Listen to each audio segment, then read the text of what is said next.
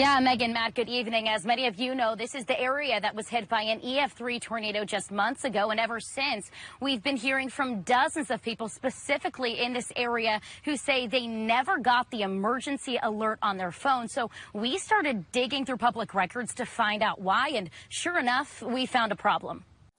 CV-110-4, there's power lines down on Flying Cow. You cannot go from here. Chaos. I'm going to go to that call. There's people trapped inside a house. Across Palm Beach County. Is anybody hurt? Houses leveled. The child went to the hospital. Mira, hay un muchacho allá. Está muy herido. Cars in trees. We just want to make sure everyone got out. This almost apocalyptic picture. Screaming down there. We got gas like that smell coming from there. The aftermath of an EF3 tornado. And Amanda Norton, as she sat in her Wellington home, had no idea it was turning right toward her. You never got a warning. We did not, and I received them in the past. Amanda, her husband, and their 2 young children were about 4 miles from the tornado's core. We're getting all these alerts, one after another, getting bombarded with alerts. But while some got a warning to take cover, Amanda says neither she nor her husband ever did, and say both had their emergency alerts turned on October 9th. We have 2 different providers too, so I wasn't sure, where the issue was. So it's really frightening, especially because we had young kids at the house. We had no preparation for it. She's not alone. This next door thread shared with me by Wellington residents showed dozens of other homeowners in the area reporting they also never got an alert. I went to warn.pbs.org, a government-funded website that tracks when a tornado warning is issued and the exact time a weather emergency alert, or WEA, is then sent to cell phone towers, which, if you have emergency alerts turned on, then pings your phone.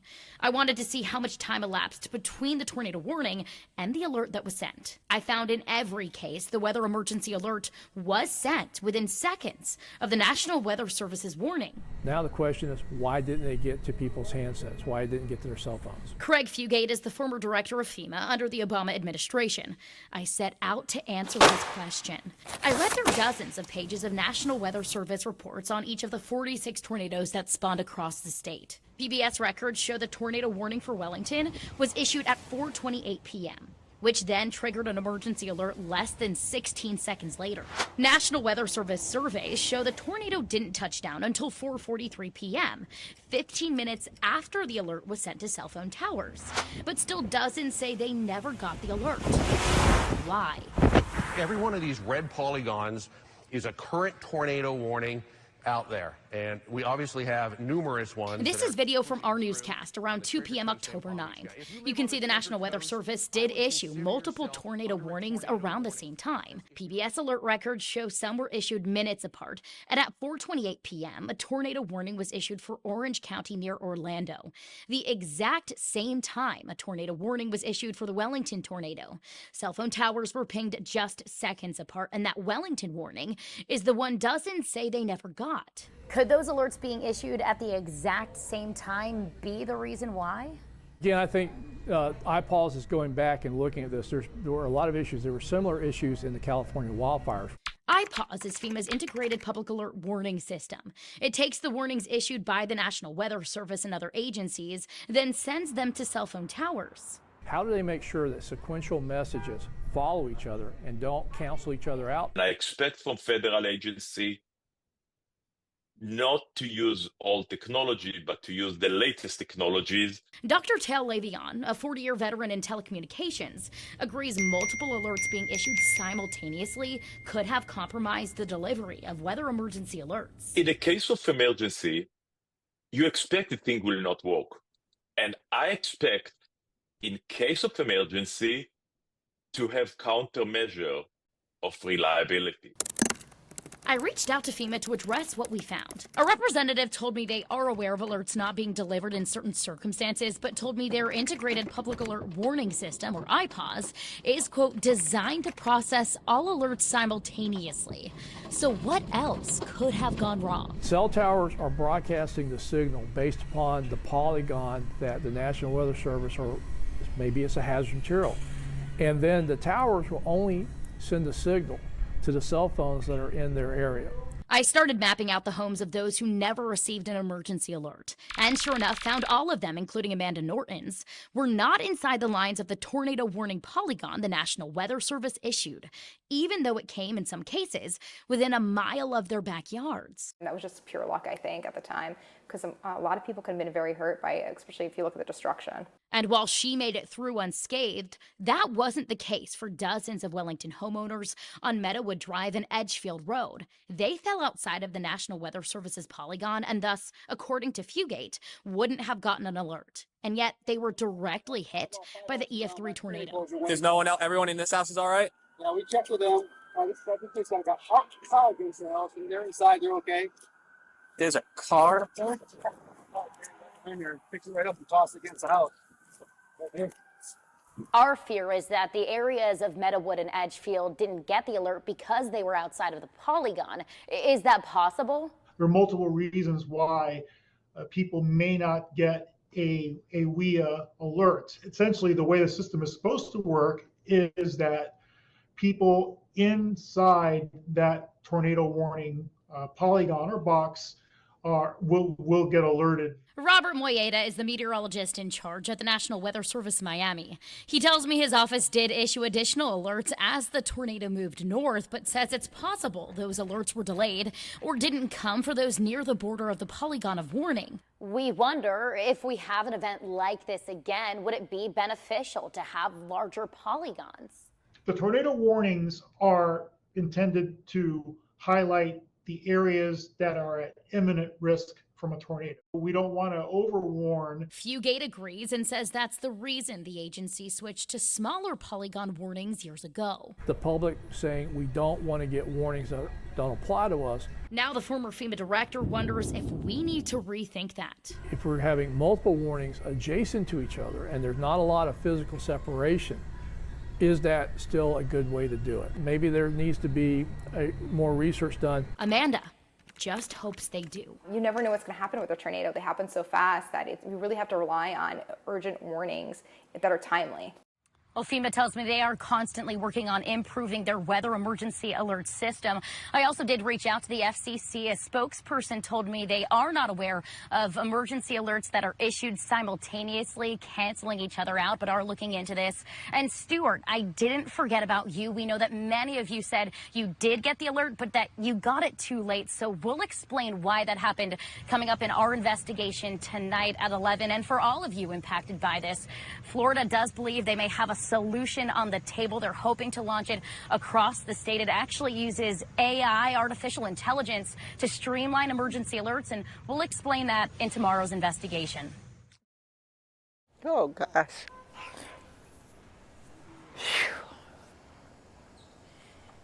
October 9th was devastating to me. Between splintered walls and fractured flooring. It's not good, but it looks better than it did that day. Diana Dotson. It's gonna get better. Sits among the pieces of her life, now as broken as the beams that once held it up. This where I was living before Milton. Diana's Stewart neighborhood was hit by at least 2 tornadoes October 9th, the second an EF2. It crumbled her home of 40 years and took out her bedroom right before she was about to nap in it. I never did make it to lay down, and thank God I didn't.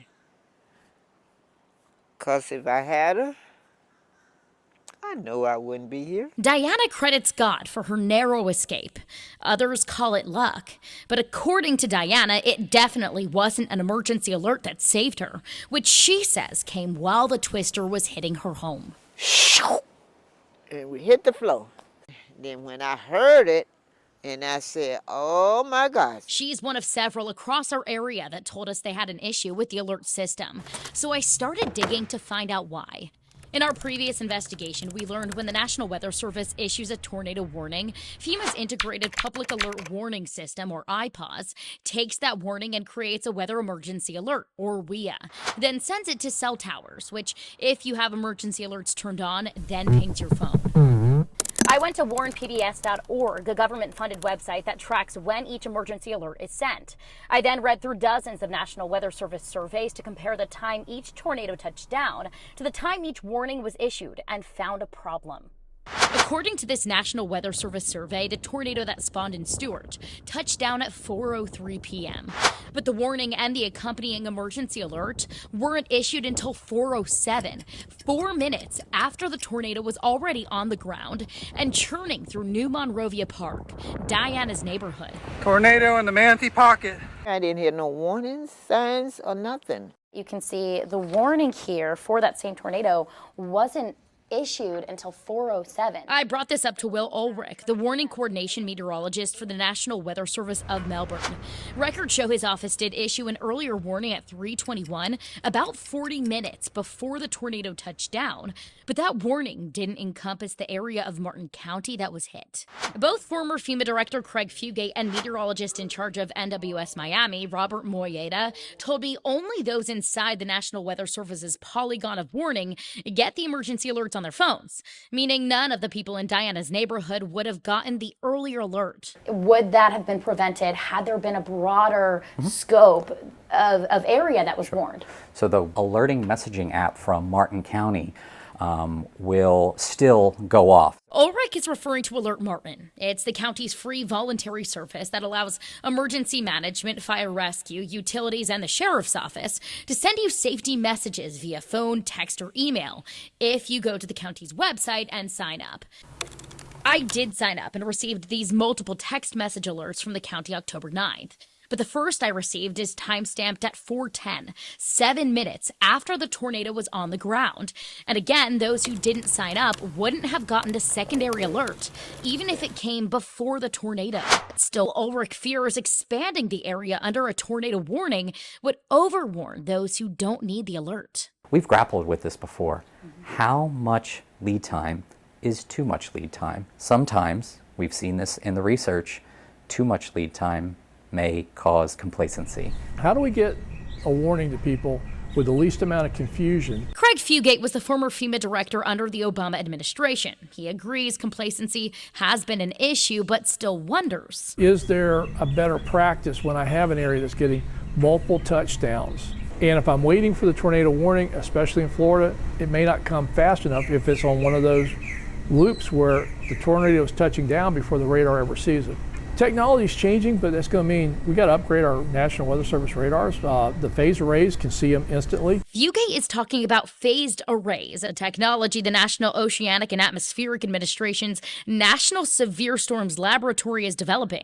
Phased array radar allows In this video released on their Facebook page this past November, NOAA explains instead of having to wait minutes for the current radar loop to fully scan for a cell, phased arrays could spot them in seconds, dramatically increasing warning times. Because they're no longer like doing a loop, they're just scanning in all directions. But that's going to be an investment we have to make. Is it possible that we need to go back and sort of tweak the system to make sure we're adapting with our changing climate? We will continue to evaluate the technologies available to us. We will continue to improve the warning paradigm that we use as a weather forecast office to ensure that those warnings reach the right people at the right time. It's a vital system. We really have to rely on urgent warnings. And when Amanda Norton needed it most, in that case, you trusted your phone. Yeah. It let her down. You never got a warning. We did not, and I've received them in the past. Amanda is one of dozens we identified in a previous investigation who either didn't get emergency alerts on their phones during the unprecedented tornado outbreak October 9th, or got them too late. Digging deeper, we found potential reasons why. The warning she says she never got in Wellington was issued at the exact same time as another warning near Orlando.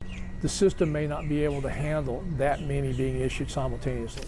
And people, including Amanda, who were outside the polygon the National Weather Service issued for that Wellington tornado warning, may not have gotten the alert. The cell towers are broadcasting the signal based upon the polygon The third issue in Diana Dotson's neighborhood of Stewart, where a tornado warning was issued 4 minutes after touchdown. I didn't hear no warnings, signs, or nothing. We brought up all these issues to federal, state, and local officials. This is a complementary invention. But University of Florida professor Randy Wright may have a beacon of hope on the horizon. So this is the Beacon System Administrator site. Beacon stands for Broadcast Emergency Alerts and Communications Operations Network. It's a project between UF, the Florida Division of Emergency Management, and artificial intelligence company Futuri. It uses AI to streamline alerts to your phone or radio during an emergency. It's kind of the best of what's old with what's new. We traveled to the University of Florida to see this new system for ourselves. How does Beacon work? Wright showed us a catalog of emergency alerts coming in from local agencies, from heat-related illness alerts to hazardous chemicals. So that announcement would come directly into the Beacon system, where the text, just as it's presented by the county, not being filtered by anyone. Within 45 seconds, that text is automatically voiced by AI, then put into a playlist, either over the radio or, if you have the app, on your phone to play on repeat. And bag it for proper disposal. So this is just a sample of what it sounds like. You may be wondering, how is this any different from other emergency alert methods? It allows for government agencies at every single level, from hyper-local all the way to the federal government. It gives them access to the public instantaneously. It would provide essentially 24 hours a day, 7 days a week, a broadcast feed. Craig Fugate, the former FEMA director under the Obama administration, says that's what was missing during Hurricane Milton. In Stewart, where the alert came too late, Beacon could have streamlined an alert from a local agency if they spotted the tornado prior to the National Weather Service's warning. So in that scenario, if the city of Stewart issues some type of unique advisory, then the audience will hear that. In Wellington, where the alert never came, Fugate says Beacon could have been a constant reminder that tornadoes could be imminent. It will be constantly refreshing and updating. And it won't get bogged down by, say, a multitude of emergency alerts because it is designed to handle that. That's all it does. And that's the difference. Already, Beacon is launched in the Gainesville market, and last month, Congresswoman Kathy Castor brought up Beacon in a House Energy and Commerce hearing. Cell phones go down, you lose the internet, and this is the kind of critical infrastructure that Congress should be encouraging. Wright is now working with the Florida Division of Emergency Management to launch Beacon in markets across the state. By hurricane season, we're working to have as many of the Beacon sites up as possible.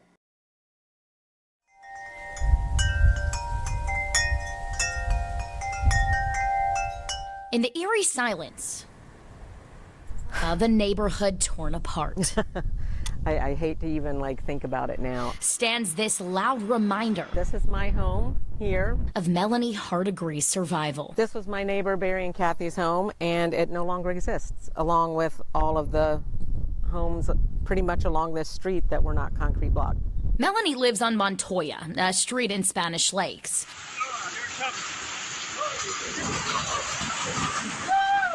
It's where an EF3 tornado ripped through with 155-mile-per-hour winds October 9th. There were people in trees. It was horrific. Most of the homes around her obliterated. There's a pine tree over here that still has a piece of aluminum dangling. The difference between her home and theirs. And these were all manufactured or Yes, mobile homes? All manufactured homes. Do you think that you would be standing here today if you didn't have the concrete block home you do? No. Absolutely not. This is a battle that we're going to continue to face as a home building industry. Jim Ayotte is the chief executive officer for the Florida Manufactured Housing Association. He's been tracking the safety of mobile and manufactured homes for decades. We've done a good job. We're not done yet. According to the U.S. Department of Housing and Urban Development, or HUD, no one was regulating the construction of mobile homes in the United States until 1976, when HUD established a series of building codes across the country to improve their safety. Then in 1994, 2 years after Hurricane Andrew decimated 90% of all mobile homes in Miami-Dade County, HUD strengthened those codes again and established 3 wind zones, requiring homes withstand certain wind speeds. So the ultimate wind speed for a manufactured home in wind zone 3 is over 160 miles an hour, and in wind zone 2, 150 miles an hour. This video provided to us by Champion Homes shows the construction of what they say are these stronger, more resilient manufactured homes. It's more strapping, it's deeper anchors, it's more rafters on the home, it's a much beefier, stronger home. It's a completely different home than what was built before. We followed along with Kyle Comino of Florida Value Homes to see for ourselves the delivery and installation of one of these newly constructed manufactured homes. In 1999, Florida also adopted their own statewide installation standards, requiring what's called tie-downs to better anchor manufactured homes to their lots. Your anchors didn't go as deep. Today they're deeper, they're more frequent, they go up the sidewall, they don't just attach to the subframe of the manufactured home. Anchors now are rooted at least 2 feet in the ground, some as deep as 5 feet. I poured over hundreds of pages of storm damage assessments the state published after major hurricanes and found those changes are working. This report from Hurricane Michael shows post-1994 manufactured homes in Franklin County withstood even Category 4 winds. And out of the more than 3,500 mobile homes seriously damaged during Charlie, Francis, Ivan, and Jean, all of those were built before the strengthened HUD codes in 1994. It's amazing today when you see how homes are being built in factories. I mean, a far cry from what we saw 40, 50 years ago. These homes are just built, they're solid. So why was Spanish Lakes left so vulnerable? Because that was built starting back in late 70s, 1977. You know, we have a lot of these pre-1976 homes still out there. These homes were never designed or built to last this long. Researcher Andrew Rumbach with the Urban Institute says more than 100,000 manufactured homes across Florida were built pre-HUD code. They often are housing some of our most vulnerable residents who are most in need of resilience. And so I think there's a real opportunity to think about replacing those homes at little or no cost to the people who live there. And even the homes built to Florida's latest standards may soon be outdated too. Data from the National Oceanic and Atmospheric Administration shows storms are getting stronger and costlier, causing tens of billions of dollars more in damage now compared to 10 years ago. And so there is a little bit of a gap right now with our new housing, with what the new requirements are for the Florida Building Code. Our industry will catch up. I mean, we have to, as you know. I mean, storms are getting more severe than ever. Make it so that manufactured homes have to build the houses so the roofs and the structure can withstand stronger winds. Brandy Smith's mother, Deborah Kennedy, was one of 6 killed by the Spanish Lakes EF3 tornado.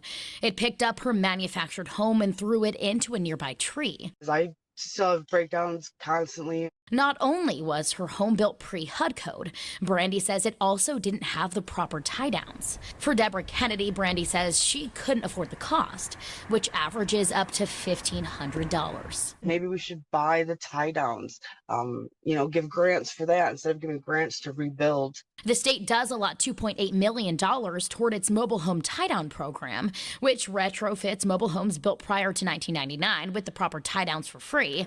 But that program manager tells me there's currently a years-long waiting list, with over 120 mobile home parks still pending service. To me, that sounds like a signal that maybe the program could deserve some more funding. Is there a way to move around some funding so that we can expand the current $2.8 million budget for that program? I'd love to say yes. State Representative Toby Overdorf, though concerned about this year's budget deficit, agreed to look into it. It is something that certainly is a concern. I appreciate what your station and yourself are doing and bringing this to light. And it certainly is a possibility that we could. We've also found hundreds of thousands of mobile and manufactured homes across the state that aren't up to HUD code. And this widening gap between the strength and the resilience of current manufactured homes and then the intensifying strength of future storms. Can something be done to mitigate that? I think we need to continue to look at ways that we can, in fact, strengthen the homes, whether it be through programs of additional tie-downs, additional ways that we may be able to do some improvements with those homes. At the same time, we're recognizing that many of the folks that live in these areas are either on a fixed income. This may be a secondary home. You have to walk a fine line between affordability and safety. And that's the caveat. Comino worries increased regulations will increase manufactured home prices.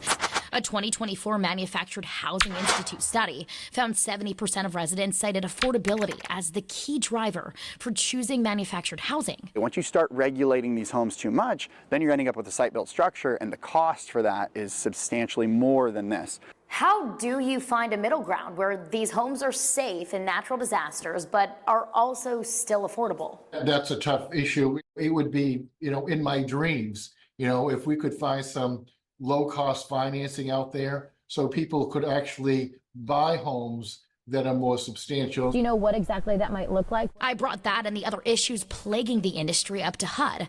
A representative telling me it's something the agency recognizes they, quote, need to take a look at, and is working with researchers like Rumbach to create a nationwide change. While Overdorf says state legislators will also look into all possible solutions. Potentially there's programs that we might be able to help out with that. As Melanie hopes the unmistakable warning of empty lots around her speaks loud and clear. It's not a question of should we do this. It's a question of we have to do this. These are your constituents. These are the people that you have taken an oath to represent and to protect and to serve, and that needs to be the priority.